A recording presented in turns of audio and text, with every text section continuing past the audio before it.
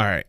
A game that's catching a lot of attention lately is Star Atlas, a blockchain-based, space-themed grand... Something we've been talking about a lot on the channel, Star Atlas, and this video is done by BigfryTV. Now, we just basically watched another video from Morphologist talking about NFTs and cryptocurrencies in game, and if you guys want to know my viewpoints, I'm sure I'm going to go talk about them on this video here as well, but there's plenty of videos on the channel where I talk about this and my viewpoints, and I try to educate and inform and entertain many in regards to what is going on in the realm of the NFTs in the cryptocurrency world.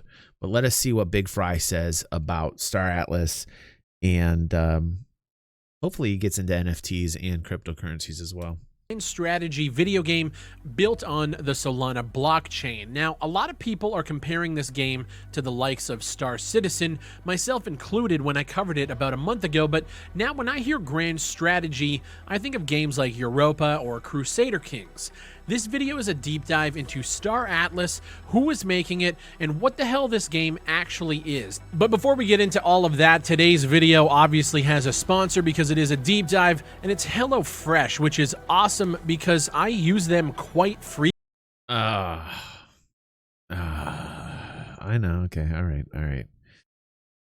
My girlfriend gets HelloFresh, and let me tell you what, I'm not a big fan of HelloFresh. So, you know, he might like HelloFresh, but I'm just saying right now, I've had HelloFresh, and, you know, the portions are so fucking small. Like, the pieces of chicken are like this small. And sometimes I got, like, you know, fucking vegetables that weren't the, like, most fresh vegetables in the world. One time I got a zucchini. It was all fucking molded. And I'm like, where's the fresh? I see the hello. But I want to say goodbye. Just saying. Frequently. If you guys don't know, I don't know if I can listen to his commentary now. Like, you know, that puts a really bad taste in my mouth. Okay, sorry.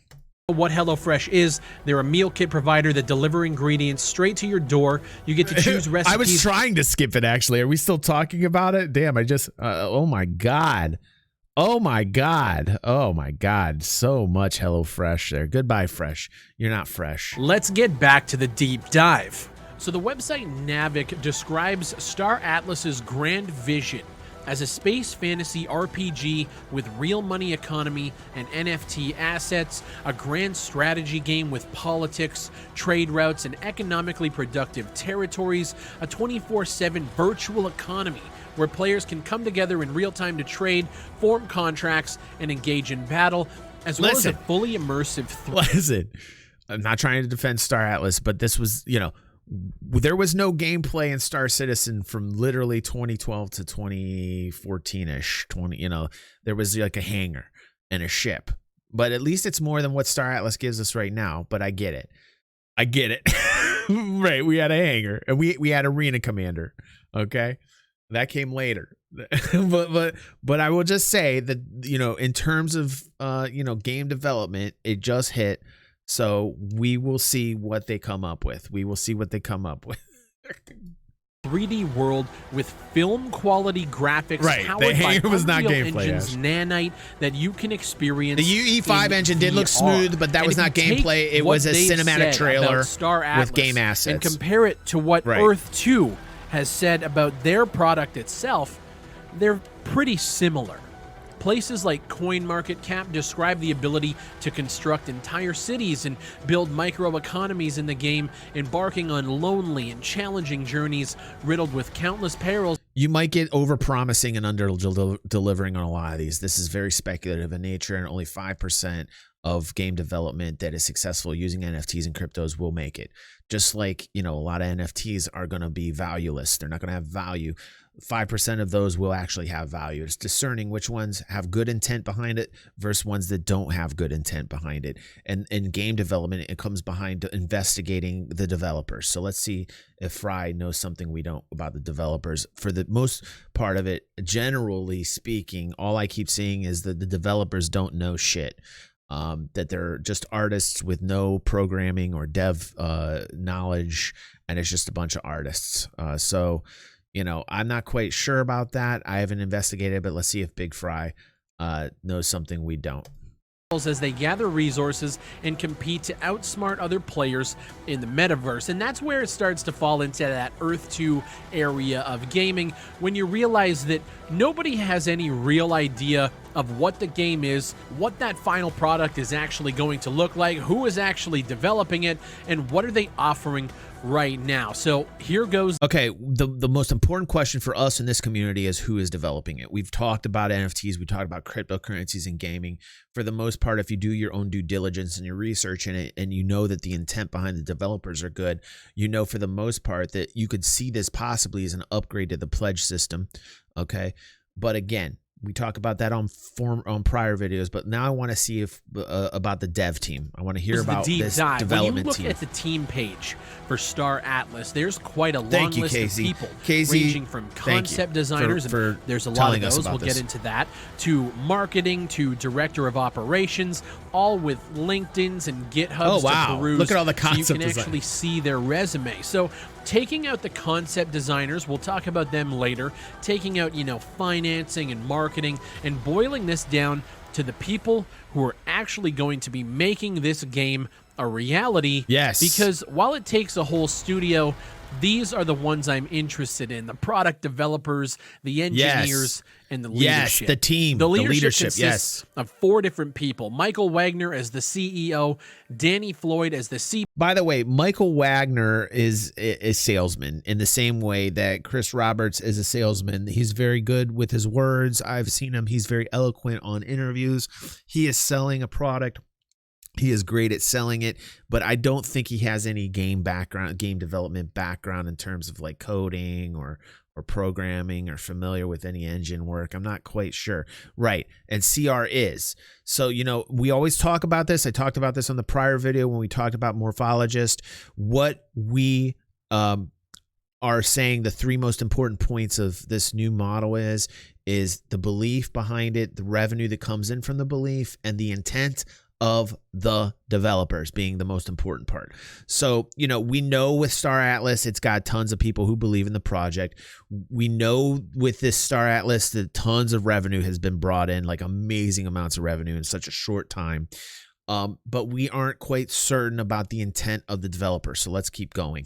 Wagner as the CEO, Danny Floyd as the CPO, Jacob Floyd as a CTO, and Pablo Quiroga as the CRO, and you might as well throw Anthony Daniels in there as the C3PO. Michael Wagner's LinkedIn actually doesn't exist from what I can tell, but looking at an interview from the website Navic, Michael speaks on his former history, stating that his formal background and career is in traditional finance and capital markets. He's a CFA charter holder, so he previously worked in portfolio management and investment and security analysis. So this guy is somebody who is outside of the gaming sphere, coming in to make an MMORPG sci-fi metaverse. Great. Danny Floyd, who's the chief product officer, has actually come from 1047 Games, which is the studio behind Splitgate, which has blown the fuck up since I have covered it last. In the last couple of years, it has done so well. So at the very least, there's someone in the leadership position who has worked on a pretty successful title in the last 5 years. Does this give the team credibility? Absolutely.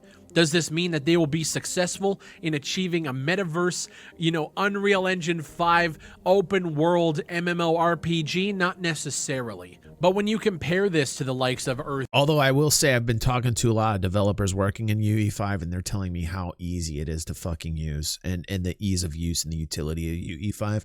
They're saying it's like nothing they've ever worked with before. So there's some developers that I know of that are just fucking giving it major praise as far as ease of use in terms of game design. So I will say that it does seem like at least one of the people knows what the fuck they're doing on the team. Let's keep going.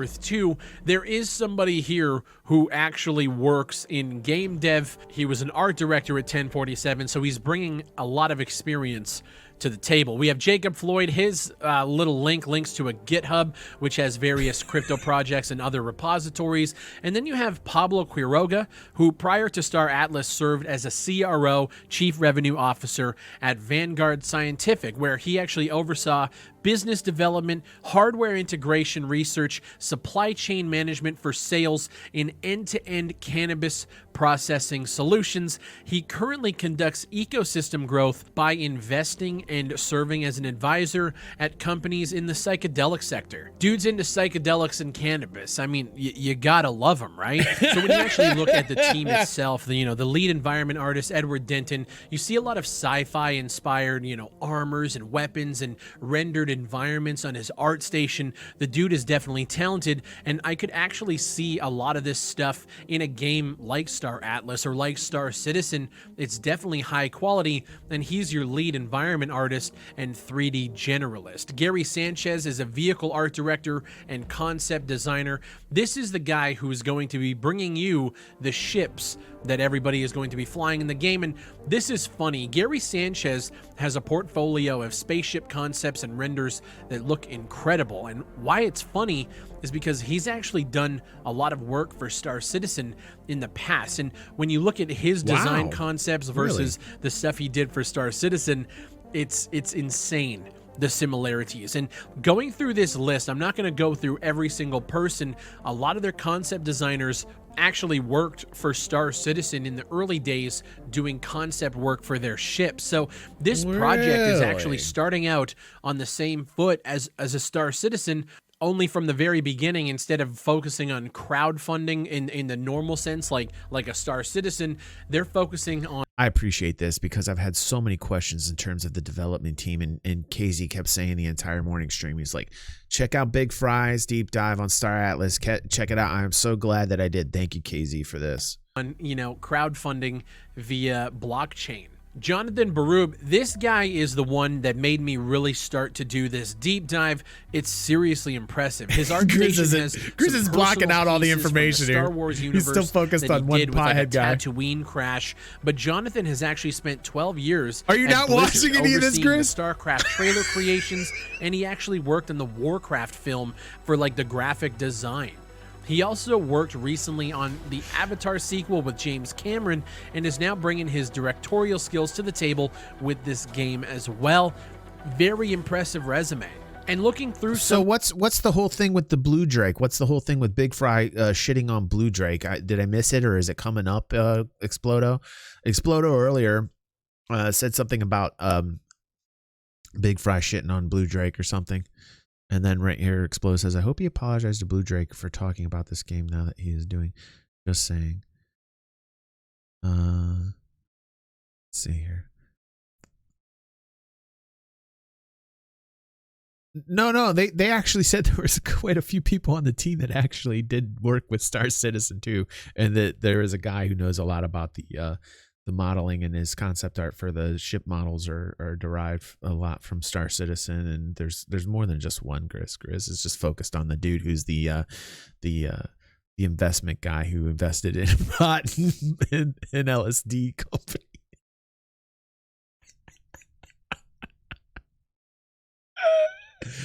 A different video, he shit on him for talking this game. He made a video about it. We should watch that too. If I had the time, I'd do it. Some of the other designers and 3D modelers and concept designers, a lot of them have worked on games like Star Citizen, like Stalker 2. There's somebody who's worked on Gears of War. A lot of these people in this industry are very, very impressive. They have people who worked for Electronic Arts.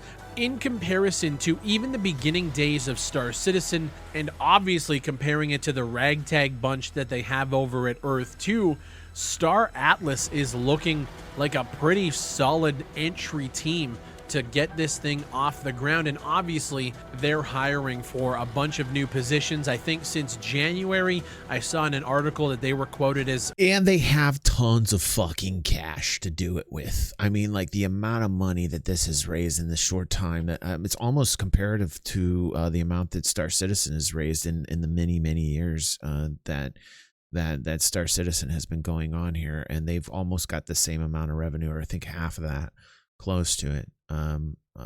in a couple months time. So, you know, it's crazy. Hiring already up to 100. They can throw cash out there and make it rain to get this off the ground. I'm actually kind of impressed. Now, obviously, if you jump in right now, you're not going to be able to fly around. I don't know what he's presenting here. I don't know if you're being ostentatious. I don't know if you're being sarcastic or not. But from what Big Fry is presenting here, is that it looks like the team's a little bit more solid than people think it is. You know, SC is doing it right when a reputation of former artist is uplifted in an alpha game. Space like you can in Star Citizen, but when you look at what the game offers, and I use game very loosely at this point, what they have to offer now are pictures of ships that you can purchase. I mean, the page showed a lot of concept designers, but like what he's presenting now is that a lot of the people that are on the team are former people that worked on Star Citizen. There's a couple people from EA. So I'm not quite sure that, you know, like from the initial point of this video, he showed like a list of the concept designer, you know, like it looked pretty bad on the site, but now he's kind of getting into it and he's talking about how like it's a little bit more than that. So yeah. Using Solana or Atlas coin, which is their specific coin set on the Solana blockchain, and the prices on some of these ships are fucking insane. You could go down to what they call the extra small ships, the Pierce X4 and the Opal Jet, and when you actually look at the marketplace, they're selling for 20 USDC, which is a 1-to-1.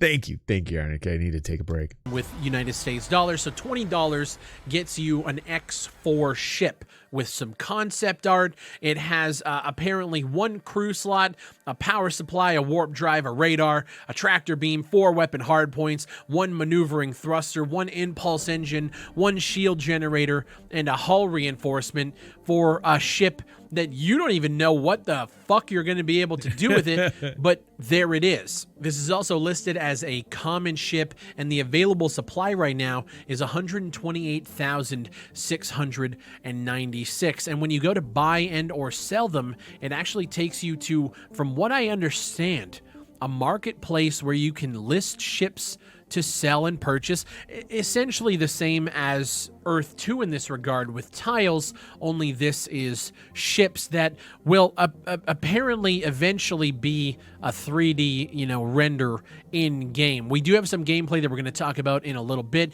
but right now the reason why this company has hired so many concept artists is because that's all they're selling. When you think about the meme about Star Citizen where some of the ships were just drawn on napkins, which is actually true, and then sold off to people at dinners, this is essentially that, only they've hired people to put the work in to make a concept ship and then are just selling it to you with the hope that you're going to buy it and be able to eventually fly it.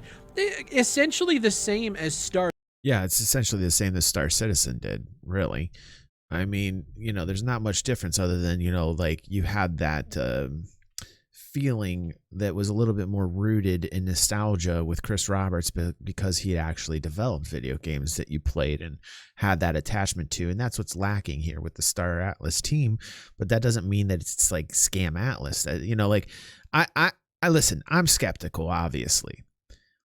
But I can kind of view this if the intent from Star Atlas's team is not just a money grab, then I can see this as an evolution to game development. And if Star Atlas doesn't do it, I think another game developer will. So I'm not quite certain what the intent is behind Star Atlas's team. And it's really the most important point in terms of game development is the intent of the developer. When you're looking at the list of developers, 1 out of the 4 actually look like what they know they're fucking doing in terms of game development. And the other 3 were definitely in it, you know, financially. They were definitely in it financially. Being in a world where this is a very relatively new digitization of everything else, which is the banking system, art, digitization of energy. What we're seeing now is people glomming onto the space and the hype and these, you know, these keywords like Metaverse and NFTs and all this shit. But people don't take the time to really research what these are. And a lot of people just gravitate towards the hype and like, I'm going to make a shit ton of money. So there is a lot of that speculation out there, but there's a small portion that actually does accrue in value.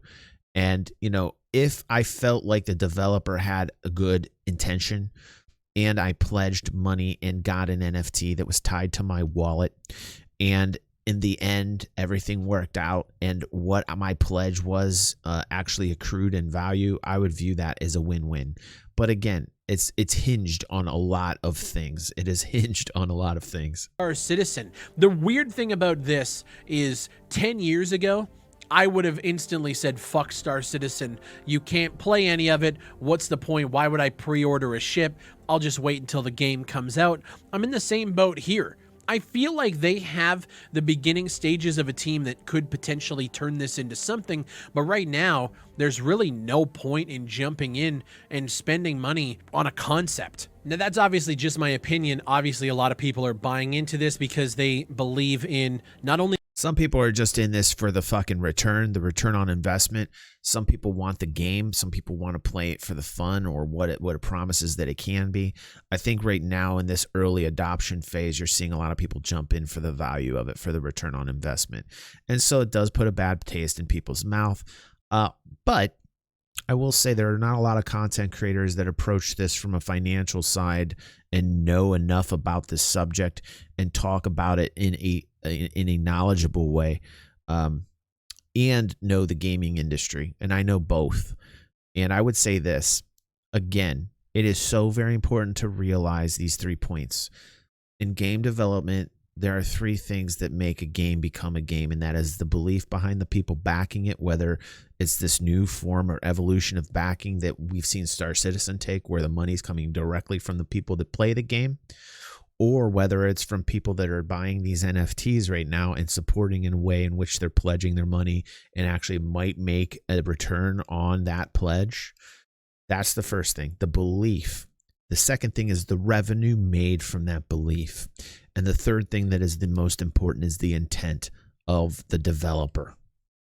Only the team, but the vision, and they believe in the project itself. But just jumping up from an extra small to, say, an extra small. Let's jump to the Pierce I love X5. Lumen, by the way, Tommy. When you're looking at Lumen's how much fantastic this jump in is, UE5. it's 135 USDC. So we went from 20 Yep, to absolutely. jump in to Same thing I've heard, Tommy, about UE5 from developers. I'm really enjoying the concept art. Peace out, Explodo. I think they look actually really good. Is it worth $135?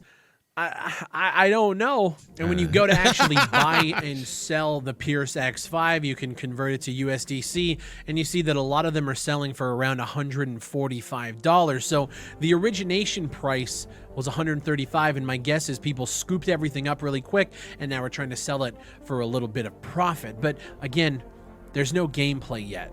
Jumping up from an extra small to even, let's jump to a medium-sized ship. Let's check out the Calico Evac.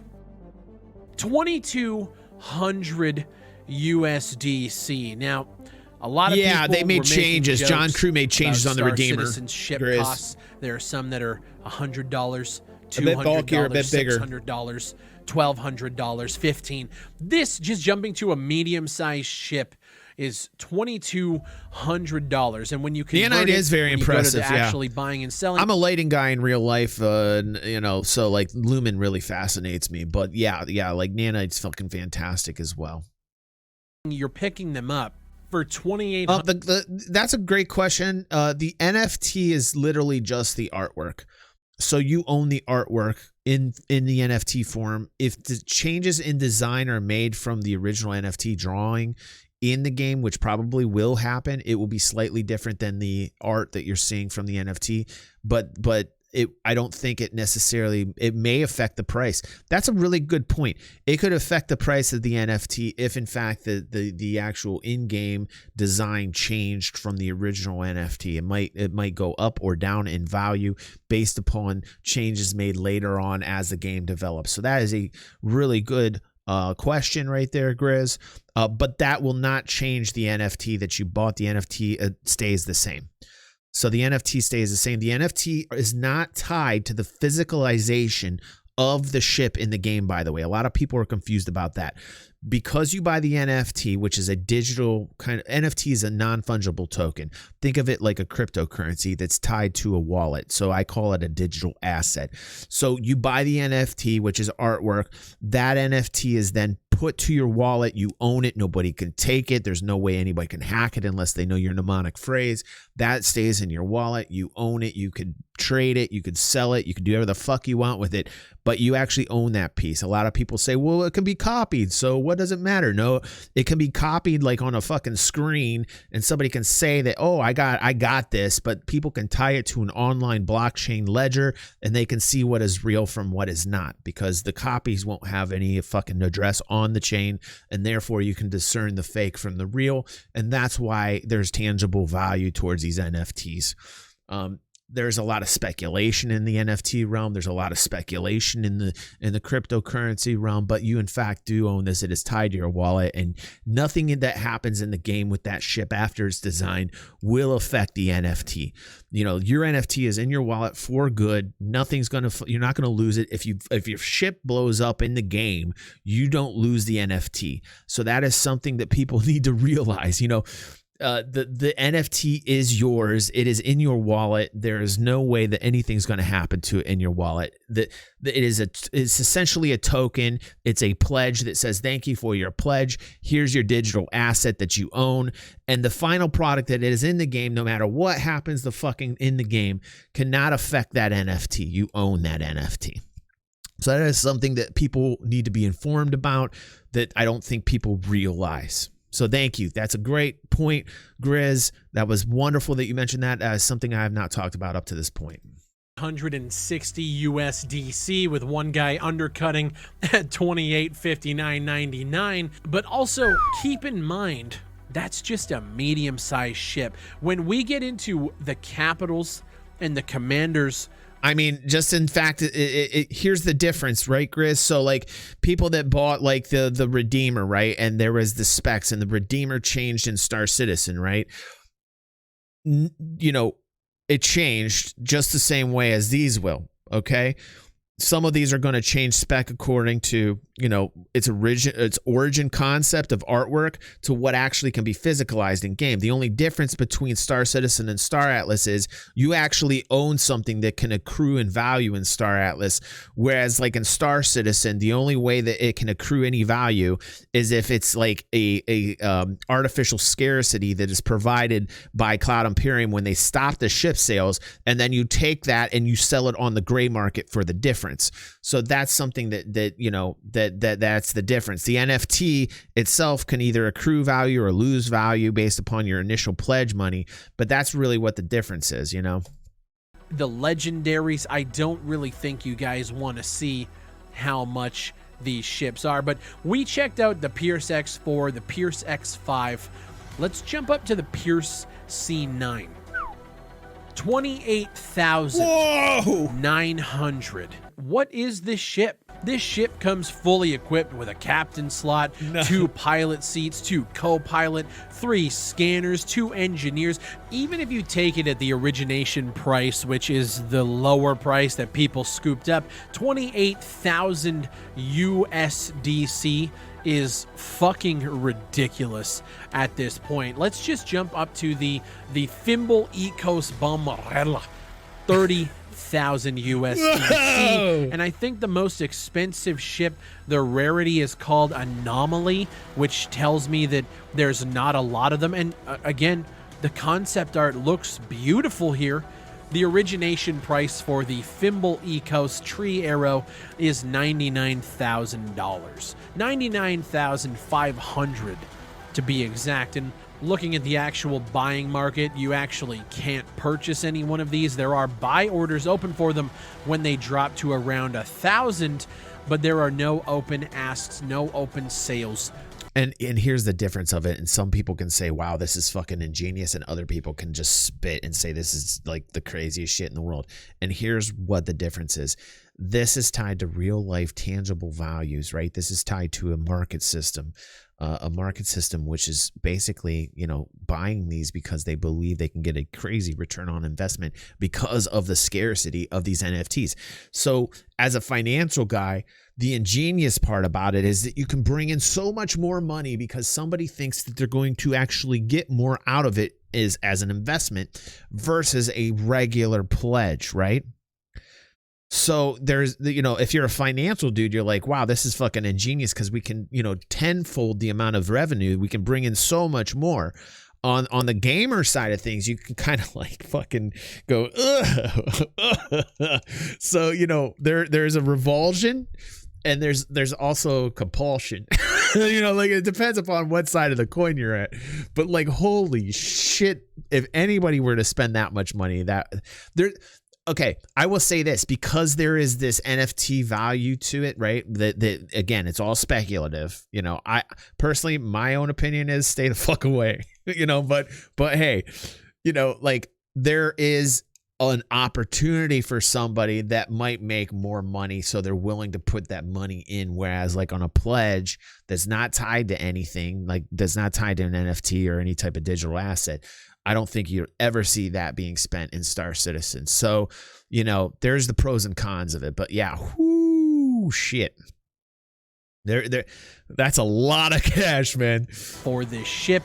On top of all the ships, we can move over and look at the structures, which offers different claim stakes. So you have the tier 5, 4, 3, 2, and 1, which allows you to purchase land in the game. Now, these actually aren't on sale yet, and I don't think we know what the price of these are going to be, but when we look at the claim stake tier 1, the first item in any landowner's inventory is a claim stake, so this is required to claim. Yeah, there's definitely risk. There's like an inherent risk with Star Atlas if you're in it for the money-making aspect of it, right? So that's what you got to decide, like got to put the big boy pants on and realize why you're getting into it in the first place. And that comes down to the decision of the backer.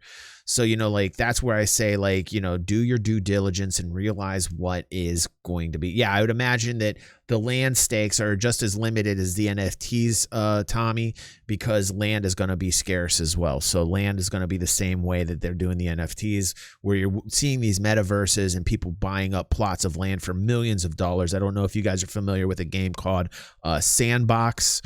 There's another one called Decentraland. People are going in and they're speculating the market, and they're literally buying areas for whatever token. Mana is the Decentraland token, and sand is the Sandbox token. And they're going in and they're buying these plots of land for millions of dollars. Is that dumb? Some people would say it's dumb, but if like they're going in at the right time and they time it right and they're buying it for $1 million and they sell it for $2 million, then it's not necessarily that dumb. So again, it's a speculative game. There is definitely risk for it.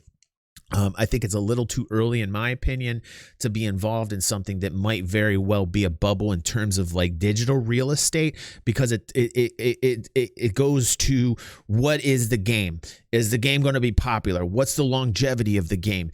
Will they have the correct technology in it that will keep people rooted and keep player retention?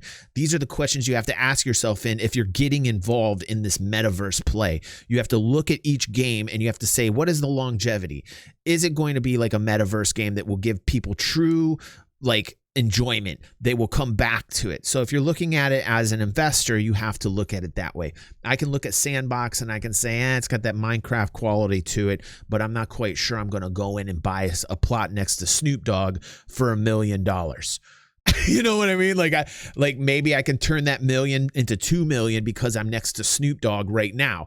But if the game like 3 years down the road isn't popular, then nobody's going to give a shit if they're living to Snoop Dogg or not. So a lot of this is timing, and a lot of metaverse plays. Like I heard Elon say, like he doesn't really see the metaverse doing much right now. And I kind of agree with him right now. But if you look at like VR and you look at the tech that is the VR right now, if there is a game that's hooked through that gives you this metaverse metaverse kind of vibe that is VR, and you can own digital assets in it. I can honestly see like a Ready Player One kind of thing, and it has to do exactly with the longevity of that game and what is the value of those digital assets in the game. And then therefore you could make some type of investment decision that I think would be much more wise. So that is something to talk about.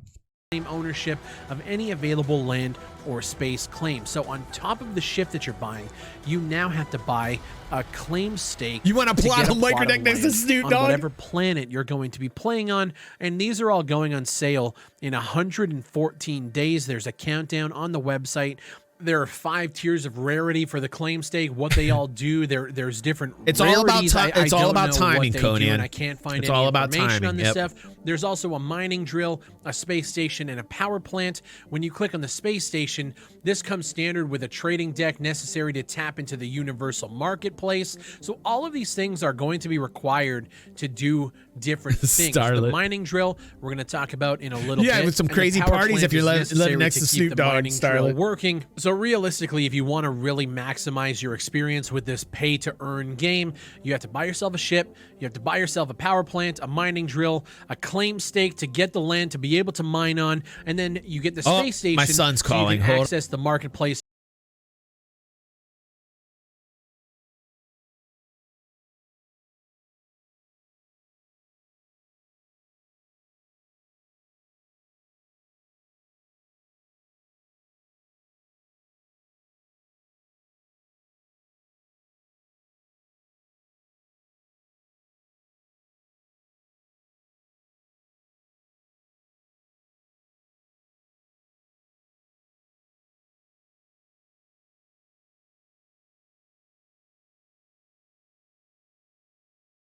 That's my son talking about. Sorry about that. He's talking about working at this house, and I forgot he left a message. And he wanted to work at this house to make some money after school, so he's late. He's calling me now. I never responded to his text because I'm busy here. I'm busy chilling with you guys, and I should have responded. I'm a bad dad. I'm a bad dad. I should have responded to his text. So he called here to see if he could work on this house. I was like, yeah, just make sure you're home by 8. Yeah, right.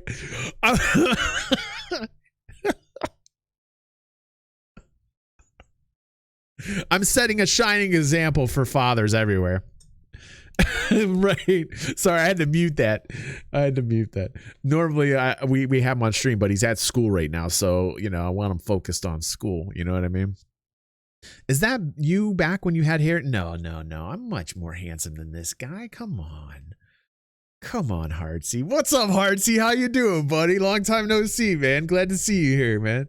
Dude, your comments were killing me on that DCS video that we just released on the channel about the baguette when we were talking about DCS. And dude, I forgot about how funny that was, dude. I forgot about how funny that was. To then sell the stuff so you can make a return on the money that you're investing. On top of all of that, you also have resources like fuel, food, toolkits, and ammunition, which are required to actually upkeep your ship. So as you send them out on missions, they need to have fuel and food and ammunition. I watched a video of somebody trying to calculate the amount of cost that it would take to keep a ship running every single year, the return on investment on that. It now becomes an actual job where you need to not only just play the game, but fund it through this marketplace that they got. Listen, here's the other thing about this that I kind of disagree with. Like, again, the cryptocurrency will be in the game. You can earn the cryptocurrency in the game through various services. So you don't have to, other than the NFT pledge, that's the only money you have to put down. So this conception of like, what it's going to cost you and all this stuff and using real life tangible money and converting it from the Star Atlas coin that they're using versus the real money, I don't necessarily agree with, because like literally you could take the money for the NFT, there's your pass to get in, very similar to the pledge like Star Citizen. And then when you get in the game, you can find ways to make that cryptocurrency in game. They're going to have game design put into this where you're going to find ways to get the cryptocurrency in game, whether it's through services and trading, or whether it's through the game design in missions, and cryptocurrency is then given to your wallet through game design. The only real money that it's going to take, see, this is a misconception, Grizz. Like what I'm trying to say is, like, he's calculating this off the cryptocurrency, and he's saying, okay, this is what it's going to cost for food. This is what's going to cost for to then sell the stuff so you can make a return on the money that you're investing. On top of all of that, you also have resources like fuel, food, toolkits, and ammunition, which are required to actually upkeep your ship. So as you send them out on missions. Right. And I don't understand if you can buy it now, which I wouldn't, but if you can buy it in game, which I imagine that you can, okay, that, again, like they're showing the fuel, the food, the toolkit, the ammunition. What do you want me to reply to? What do you say? What is it? Okay, tell me your talking point. How you can buy with real money. Okay.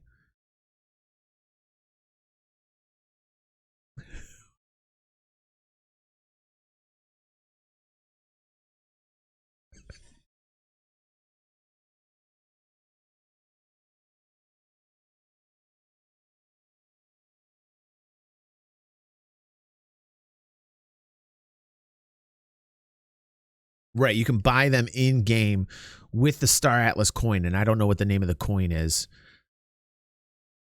Right. That's exactly what I'm saying. Like, you don't have to use your own money. Maybe initially, but I would imagine that the designers would put in a functionality where you can earn the crypto in the game. So, like, it comes down to, like, really the only money that you'd need to play Star Atlas is literally buying the NFT. Sketch, I'll tell you what, I won't risk my reputation pimping any of this. I'd bet my testes this is garbage. Could be Sketch. Like again, it comes down to the intent of the developers, and that's what this video started talking. You're a little late to the party on this, Sketch, but yeah, like we were talking about the 3 points that make these types of endeavors successful, and that's the belief, the revenue from the belief, and the intent of the developer. I played quite a few of these crypto metaverse games, and similarly, I'm getting out of all of them is that they create an in-game currency as well to earn up to X amount to exchange for the actual cryptocurrency. I see a lot of grinding in a lot of future metaverse games. I want as far away from Star Citizen though, Sketch says. Okay. Will make the economy tight as you like.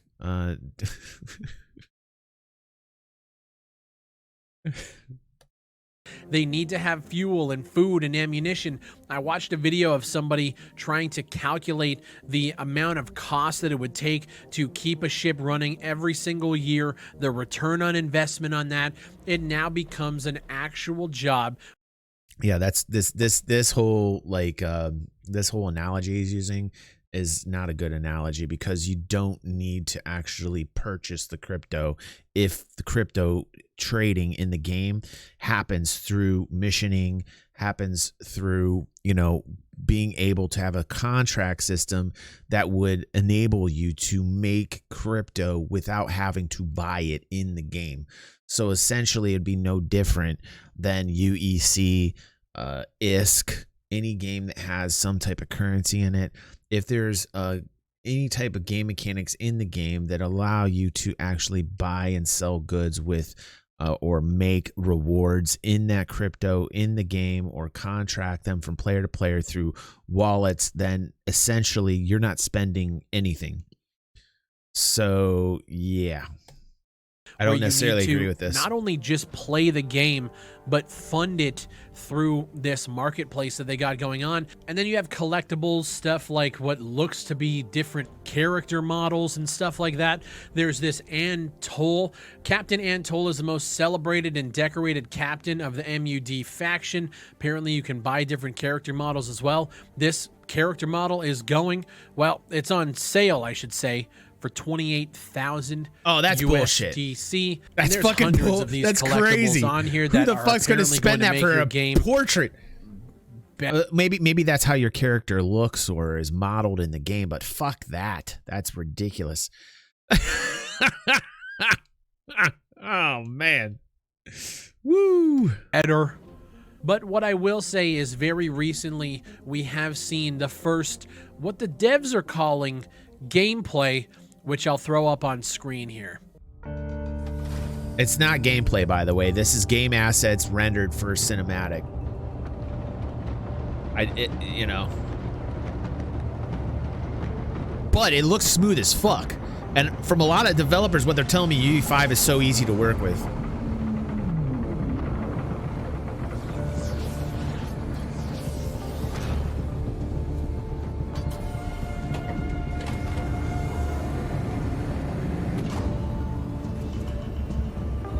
No.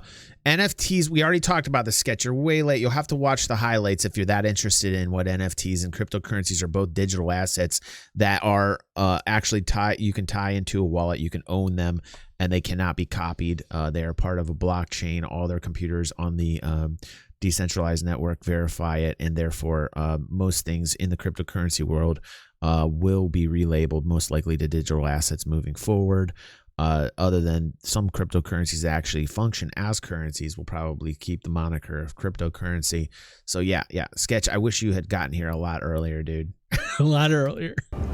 You showed up way late. You're like the dude that shows up to the party after everybody's talked about everything, and you're like, yeah, you got like the 6-pack, you're like marching it. Like, we're all partied out. We fucking partied hard, man. We've talked about everything that we can talk about. And then there's that dude at the party who comes ripping through the door after it's been like 4 or 5 hours, and Sketch is like, woo! Woo!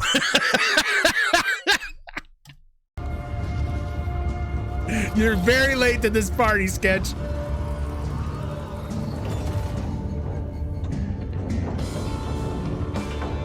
I never party out, dude. I'm the last one at a party. I'm just saying everybody else. You know what I'm saying, RC?